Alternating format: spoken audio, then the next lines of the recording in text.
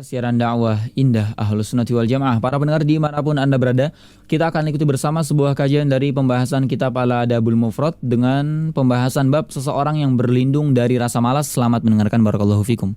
Bismillahirrahmanirrahim. Assalamualaikum warahmatullahi wabarakatuh. Innal hamdalillah nahmaduhu wa nasta'inuhu wa nastaghfiruh wa na'udzu billahi min shururi anfusina wa min sayyiati a'malina. من يهده الله فلا مضل له ومن يضلله فلا هادي له وأشهد أن لا إله إلا الله وحده لا شريك له وأشهد أن محمدا عبده ورسوله يا أيها الذين آمنوا اتقوا الله حق تقاته ولا تموتن إلا وأنتم مسلمون يا أيها الناس اتقوا ربكم الذي خلقكم من نفس واحدة وخلق منها زوجها وبث منهما رجالا كثيرا ونساء واتقوا الله الذي تساءلون به والأرحام إن الله كان عليكم رقيبا يا أيها الذين آمنوا اتقوا الله وقولوا قولا سديدا يصلح لكم أعمالكم ويغفر لكم ذنوبكم ومن يطع الله ورسوله فقد فاز فوزا عظيما أما بعد فإن أصدق الحديث كتاب الله وخير الهدي هدي محمد صلى الله عليه وعلى آله وسلم وشر الأمور محدثاتها فإن كل محدثة بدعة وكل بدعة ضلالة وكل ضلالة في النار. إخواني في الدين أعزكم الله kaum muslimin rahimani wa rahimakumullah. Insyaallah kita akan melanjutkan mempelajari ahadits An-Nabi sallallahu alaihi wasallam yang dikumpulkan oleh Al-Imam Al-Bukhari rahimahullahu taala dalam kitabnya Al-Adabul Mufrad. Salah satu bab dari kitab tersebut beliau mengatakan babu man ta'awwadza billahi minal kasal. Babu man ta'awwadza billahi minal kasal. Bab terkait dengan seseorang yang berlindung pada Allah Subhanahu wa taala dari al-kasal, dari rasa malas. Sudah pernah lewat sebelum-sebelumnya seputar pembahasan ini, atau di antara pembahasan tentang al-kasal ini ketika kita mempelajari bab-bab tentang kesempurnaan doa, adab-adab berdoa, syarat dan juga ketentuan-ketentuannya dalam al-Islam, dalam seseorang berdoa pada Allah Subhanahu wa taala. Kemudian di sini Al-Imam Al-Bukhari membawakan bab secara khusus bahwa ini merupakan salah satu yang seorang hamba berdoa meminta keperlindungan pada Allah Subhanahu wa taala agar tidak sampai terjatuh pada sifat al-kasal ini. Ta'awwadza, babu man ta'awwadza billah minal kasal, tentang seseorang berdoa memohon perlindungan pada Allah Subhanahu wa taala dari al-kasal. Wal kasal ta'attul 'anil qiyam bil masalih ad-diniyah wad dunyawiyah. Al-kasal adalah secara kesimpulan dan hasil yang didapat dari seseorang yang bersifat atau terdapat padanya al-kasal ini adalah at-ta'attul 'anil qiyam bil masalih. Tidak adanya perbuatan dalam meraih masalih, perbaikan-perbaikan, keuntungan-keuntungan, manfaat-manfaat. Ta'attul itu meninggalkan, kosong. Tidak adanya kegiatan al-qiyam. Kegiatan apa? Al-masalih. Untuk mengerjakan apa yang dia butuhkan berupa manfaat-manfaat dan keuntungan-keuntungan. Ad-diniyah wad dunyawiyah. Baik keuntungan atau manfaat ini berkait dengan dunia atau berkait dengan agama, urusan akhirat. Ketika ada al-kasal ini, maka ta'attul 'anil qiyam bil masalih. Dia tidak ada kegiatan atau hilang kegiatannya, aktivitasnya untuk meraih masalih, perbaikan-perbaikan tadi. Ini al-kasal. Fahuwa, oleh karena itu berarti kasal ini adalah futurun fil himmah. Futur fil himmah wartikha'un fil azimah wa tawani anil amal. Berarti kasal ini atau rasa malas ini merupakan futur fil himmah, adanya kemerosotan dalam kesemangatan. Semangatnya menurun, berkurang atau bahkan hilang jika semakin parah. Irtikha fil azimah, dalam tekad pun demikian, berkurang, menurun, bahkan hilang. Tawani anil amal, meninggalkan atau menjauh dari untuk melakukan amalan-amalan. Sehingga ketika itu semua ada, maka itulah yang disebut dengan kasal.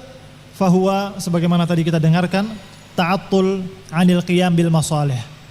Sehingga yang terjadi atau hasilnya adalah tidak adanya kegiatan atau berkurangnya kegiatan yang merupakan masalih diniyah awid dunyawiyah. Ini kasal. Ini sifat kasal. Yang mana Rasul sallallahu alaihi wasallam, sebagaimana kita akan pelajari dalam hadis, berlindung darinya. Wal farqu bainahu wa bainal ajaz. Adapun perbedaannya antara kasal ini dengan ajaz, sebagaimana ini juga pernah lewat, namun tidak mengapa diulang kembali agar kita mengingat bahwa kedua-duanya ada kemiripan dan kedua-duanya merupakan sifat yang tercela. Rasul SAW berlindung darinya. Al-farqu bainahu wa bainal ajaz, perbedaan antaranya yakni al-kasal dengan al-ajaz. Al-kasal sebagaimana tadi kita ketahui pengertiannya. Perbedaannya dengan ajaz adalah al-ajzu adamul qudrah ala fi'li syai'. Al-ajaz, kelemahan atau ketidakmampuan, adamul qudrah ala fi'li syai', ketidakmampuan untuk berbuat sesuatu. Wa ammal kasal fahuwa adamu fi'li syai' ma'al qudrah alaih. Ammal kasal fahuwa adamu fi'li syai' ma'al qudrah alaih. Kedua-duanya sama, yaitu ta'attul anil qiyam bil masalih ad-diniyah wa dunyawiyah. Namun al-kasal ini adalah dengan adanya kemampuan, namun futurul himmah, irtikha'ul azimah, dan tawani anil amal tadi menyebabkan dia mundur dengan seharusnya atau aslinya dia mampu melaksanakan. Adapun ajaz adalah adamul qudrah, ketidakmampuan untuk berbuat sesuatu yang merupakan masalih tadi. Jadi kedua-duanya sama, merupakan tarkun lil amal, ta'attul anil qiyam bil masalih. Wan Nabiyyu sallallahu alaihi wasallam yata'awwadz billah minhuma. Rasul sallallahu alaihi wasallam berlindung pada Allah Subhanahu wa taala dari kedua-duanya.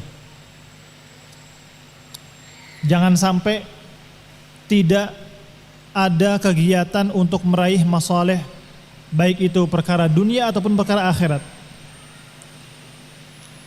Baik itu dengan sebab ajaz, tidak adanya kemampuan, adanya kelemahan, atau yang lebih parah dari itu sebabnya adalah kasal, kesemangatan yang menurun, tekad yang menurun, sehingga jauh dari amalan-amalan tadi. Tayyib, barakallahu fikum. Ini makna al-kasal, merupakan sifat yang tercela. Rasul SAW berlindung pada Allah Subhanahu wa taala darinya.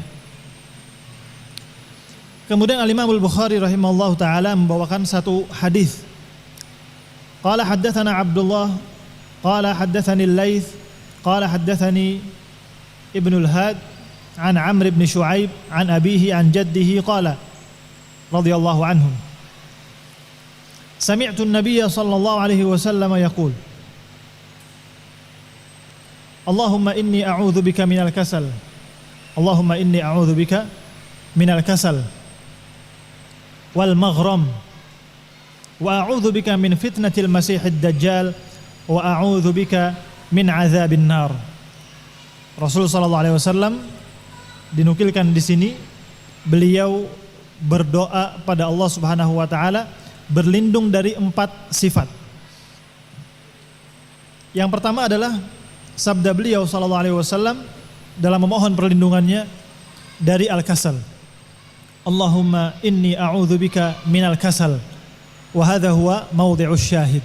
Ini potongan dari hadis yang berkaitan dengan bab, sehingga Al-Imamul Bukhari membawa hadis ini dalam bab man ta'awwadza billahi minal kasal. Adapun maknanya kita telah mengetahui tadi dalam penjelasan tentang bab. Allahumma inni a'udzubika minal kasal wal maghram. Yang kedua yang beliau mohon pada Allah Subhanahu wa taala perlindungannya pada Allah adalah al-maghram. Wal maghramu al-khasarah. Al-khasarah. Al-khasarah fit tijarah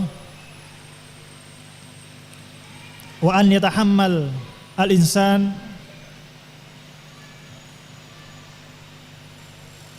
hamalah min amwalin nas duyunan aw nahwa dzalika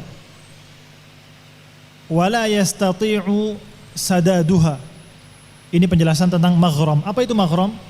Selain kasal, Rasulullah SAW berlindung pula pada Allah darinya.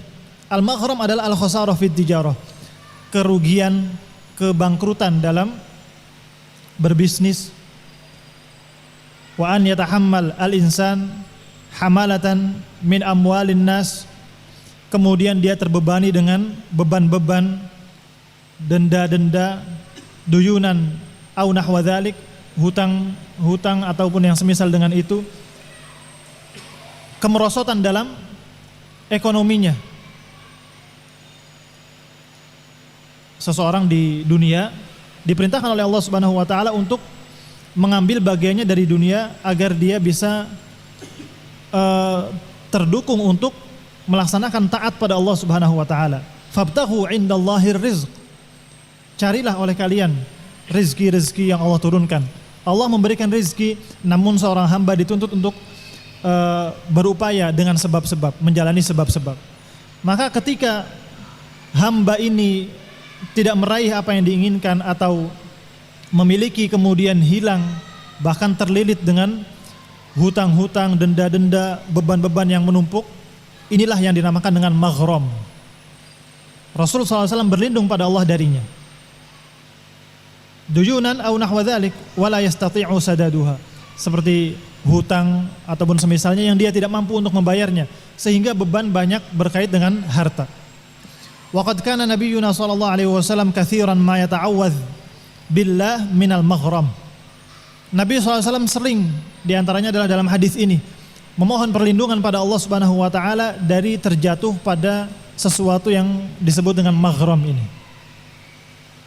Hatta qala lahu sahabah, sehingga para sahabat radhiyallahu anhum satu kesempatan bertanya kepada beliau sallallahu alaihi wasallam, "Ya Rasulullah, wahai Rasulullah sallallahu alaihi wasallam, katsiran ma nasma'uka tata'awwadz billahi minal maghram."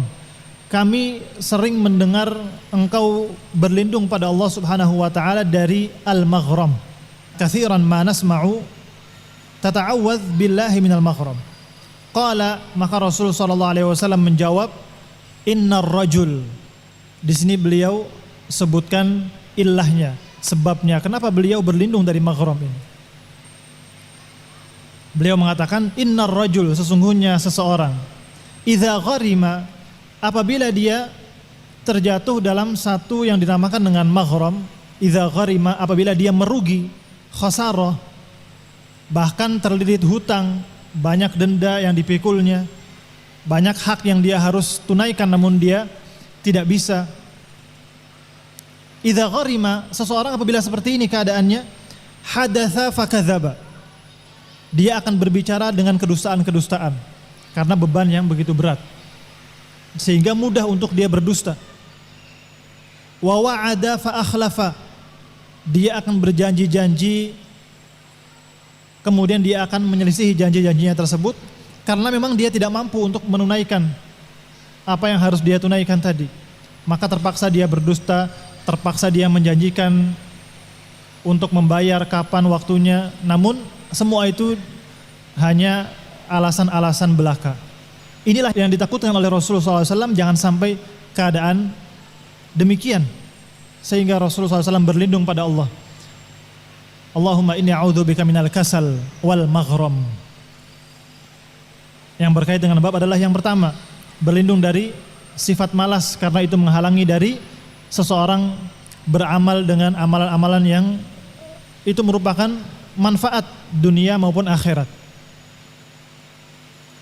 Dan juga terlindung dari al-maghram, keadaan seorang yang merugi dalam terkait hartanya dan banyak beban yang dipikul, terlilit hutang dan yang semisal itu.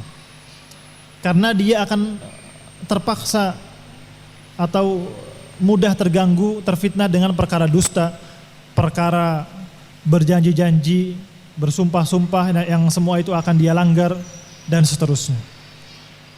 Inilah kenapa Rasulullah SAW berlindung dari al-maghram.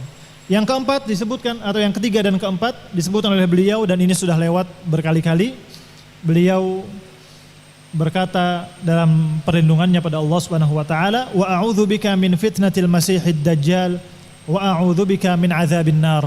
Berlindung pada Allah Subhanahu wa taala dari fitnah dajjal dan juga fitnah atau azab dalam an-nar. Keempat ini Rasulullah SAW berlindung darinya. Mungkin ini terkait dengan bab dan juga terkait dengan hadis yang dibawakan oleh Al-Imam Al-Bukhari rahimahullahu ta'ala. Syahid adalah bagian pertama dari perlindungan tersebut. Qala syarihu rahimahullah, berkata Syekh Zaid Al-Madkhali dalam syarahnya, dalla hadzal haditsu 'ala al-hathi 'ala al-isti'adzati billahi min arba'ati adwa wa mihan.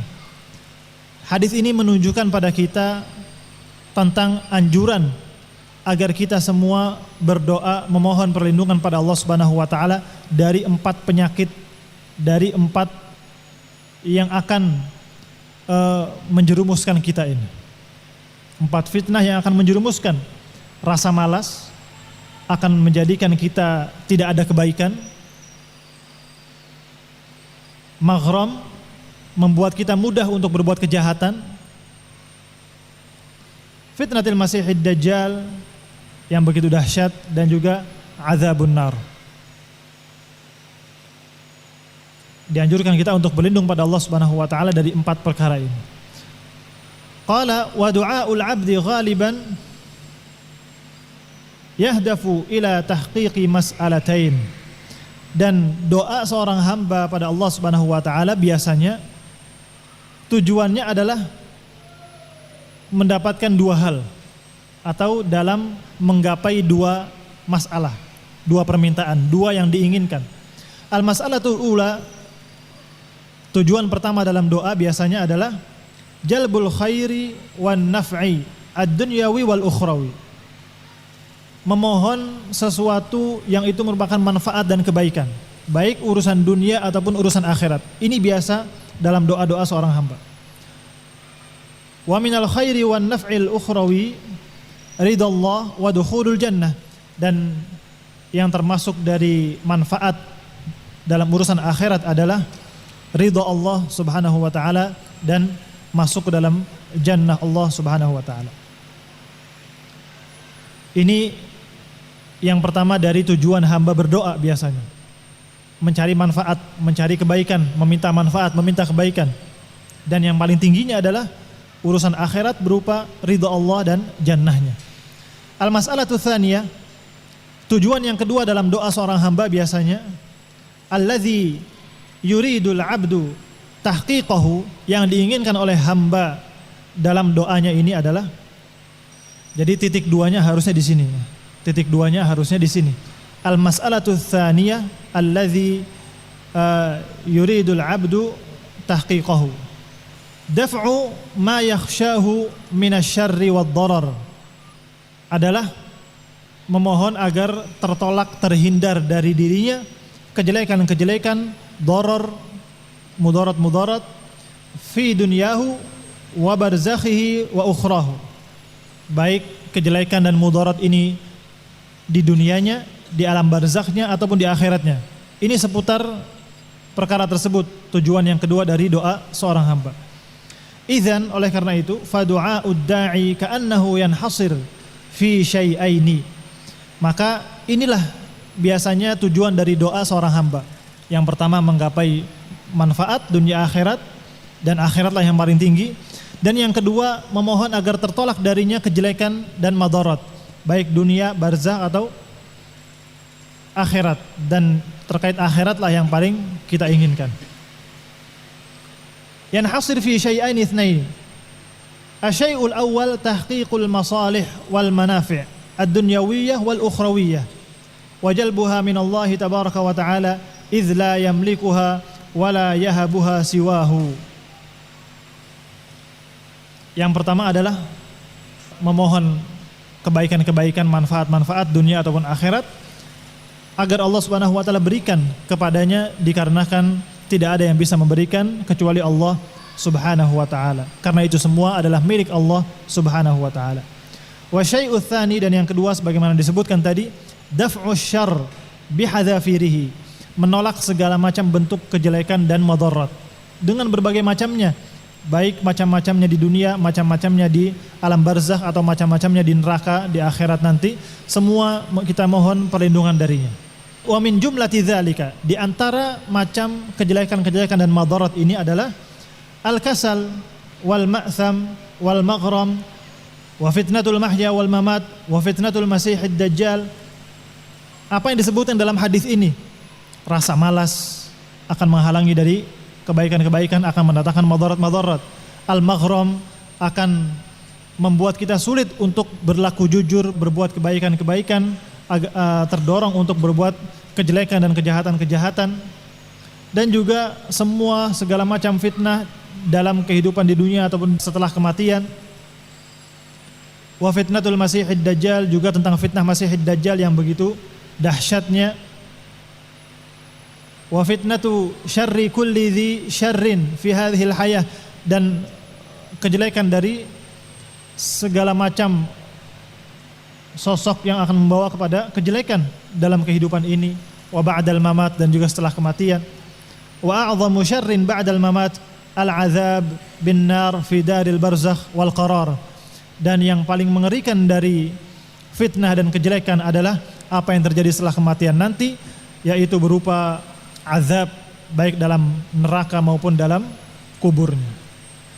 Ikhwani fiddin, a'azzakumullah, inilah doa-doa yang dipanjatkan oleh seorang hamba biasanya, mencari manfaat dan menolak madarat. Di antara bentuk madarat adalah 4 perkara ini yang begitu berpengaruh untuk membawa seseorang kepada kejelekan. Al-kasal, al-maghram, fitnatul masihid dajjal, dan juga azab di an-nar nanti. Wal'iyadzu billah. Insyaallah kita akan baca hadis berikutnya pada pertemuan yang akan datang. Wassallallahu ala nabiyyina Muhammad wa ala alihi wa sahbihi wasallam.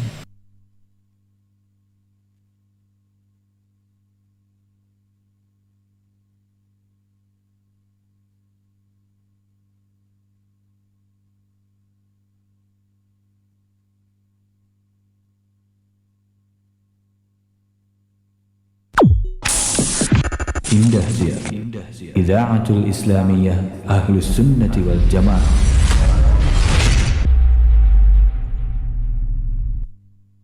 Masih bersama kami di 91,8 FM Radio Indah Siar, siaran dakwah Indah Ahlus Sunnati wal Jamaah. Para pendengar yang semoga dirahmati Allah Azza wa Jal, di kesempatan siang hari ini alhamdulillah satu kajian dari Ustadzun Al-Fadhil Ibrahim bin Muhammad As-Sawed hafizahullah taala telah kita ikuti bersama. Semoga dari apa yang telah beliau sampaikan kita mendapatkan manfaatnya dan juga mendapatkan fawaid-fawaid tambahan.